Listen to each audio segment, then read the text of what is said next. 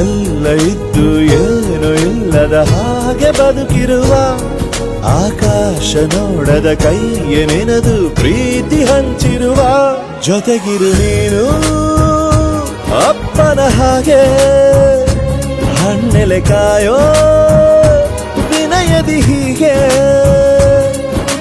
ನಿನ್ನನು ಪಡೆದ ನಾವು ಪುನೀತ ಬಾಳು ನಗು ನಗುತ್ತಾ ಬೊಂಬೆ ಹೇಳುತ್ತೈತೆ ಮತ್ತೆ ಹೇಳುತ್ತೈತೆ ನೀನೇ ರಾಜಕುಮಾರ.